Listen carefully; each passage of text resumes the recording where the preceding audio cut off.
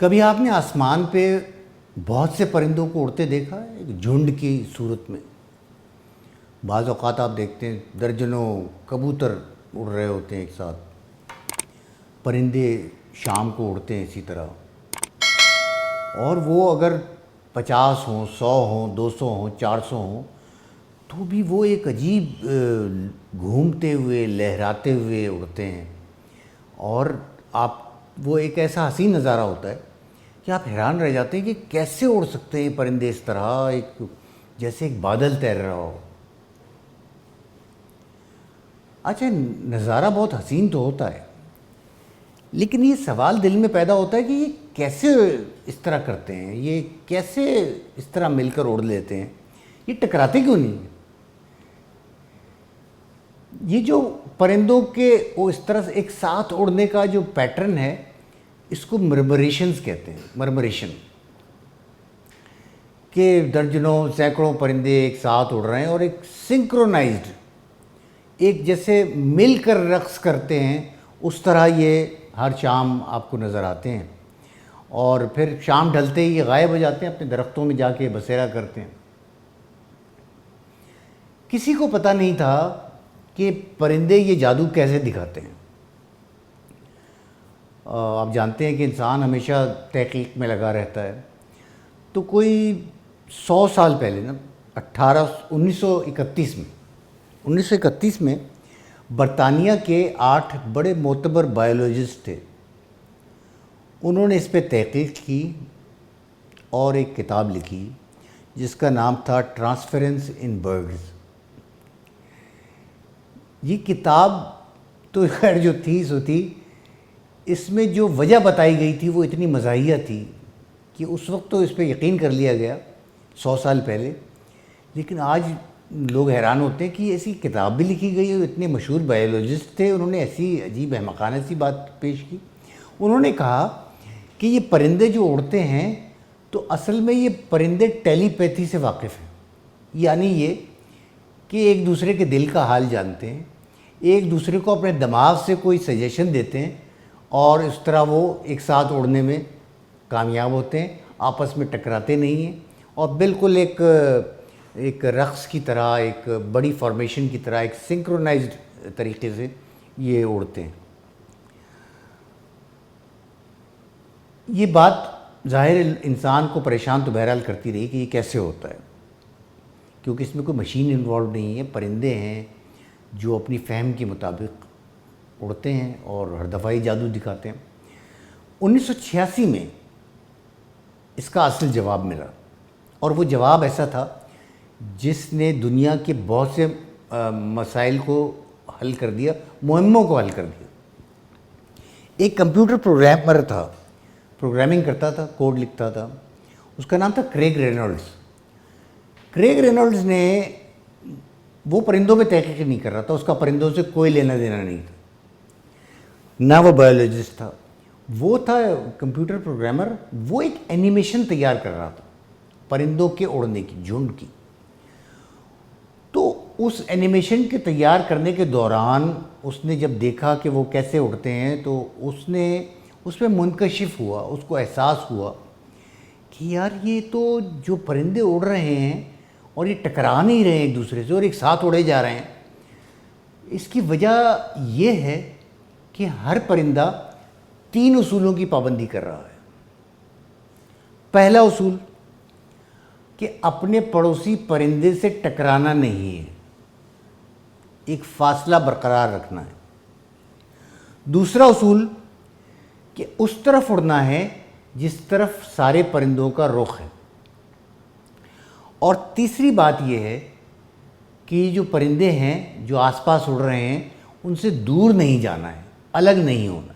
بس 3 اصول ہیں سادہ سے۔ یہ ہے وہ مرمریشنز، اس کے اصول، کہ ہر پرندہ جو ہے وہ صرف ارد گرد کی چند پرندوں پہ نظر رکھتا ہے، ان کا خیال کرتا ہے۔ وہ 6 یا 7 پرندے ہوتے ہیں بس، وہ اس میں 500 پرندے ہیں، اس کی کوئی فکر نہیں، وہ اس کو اپنے 6 یا 7 پرندوں کا فکر کرنی ہے جو آس پاس اڑ رہے ہیں، اور صرف ان 3 اصولوں کی پابندی کرنی ہے۔ اس سے یہ پورا جادو یہ نظارہ پیدا ہوتا ہے۔ کریگ رینولڈز نے وہ جو لکھا اس کی اینیمیشن کوڈ کی، وہ تو صرف چند لائنیں لکھی، لیکن آج ہر جگہ اسی کی بنیاد پہ بہت سی چیزیں دیکھنے لگے ہیں ہم، اور ہماری سمجھ میں آنے لگیں۔ آپ عام زندگی پہ نظر ڈالیں، آپ ایک ریلوے اسٹیشن پہ ہیں، کراچی کے یا لاہور کے یا کسی بھی مصروف ریلوے اسٹیشن پہ، اور ٹرین آئی ہے اور سینکڑوں لوگ اترے ہیں اور سینکڑوں ہزاروں لوگ لینے آئے ہیں انہیں، اب وہ نکلنا چاہ رہے ہیں باہر، ایک ہجوم ہے۔ اس ہجوم میں چلنے کے لیے آپ کو کوئی بہت بڑا پلان نہیں بنانا، کوئی بہت سائنٹیفک چیز نہیں سوچنی۔ آپ کو کیا کرنا ہے کہ جو آپ کے آس پاس چل رہے ہیں لوگ، جو آپ کے پڑوسی ہیں، ان سے نہیں ٹکرانا ہے اور ان کے ساتھ چلتے جانا ہے۔ کوئی گڑبڑ نہیں ہوگی، سب نکل جائیں گے۔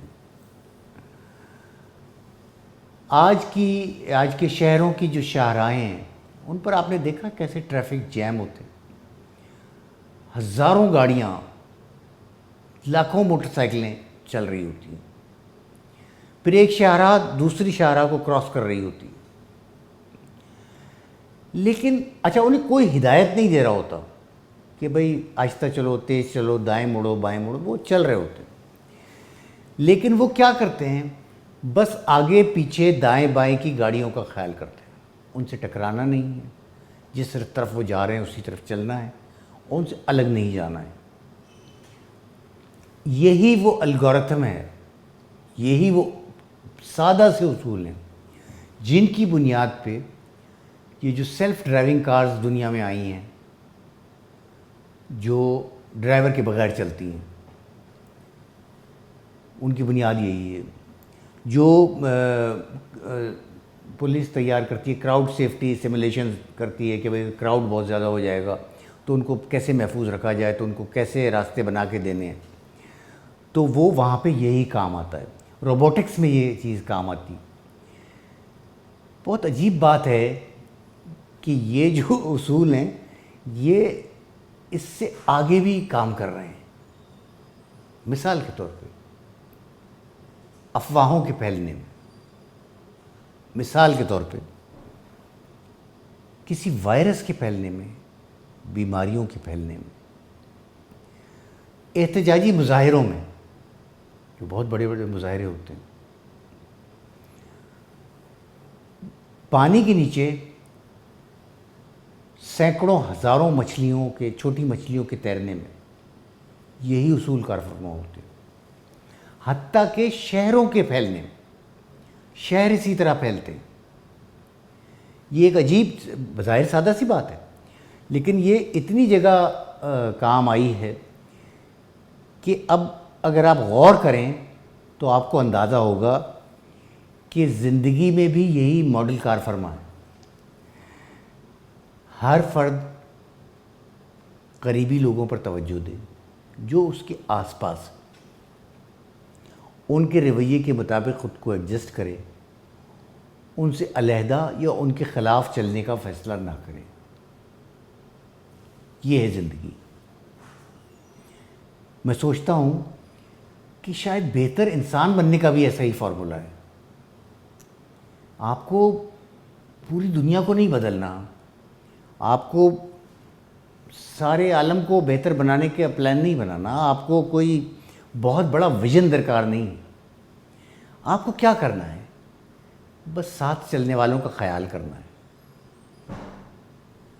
ان سے ٹکرانا نہیں ہے، ممکنہ حد تک ان کے ساتھ چلنا ہے اور ان کے قریب رہنا ہے۔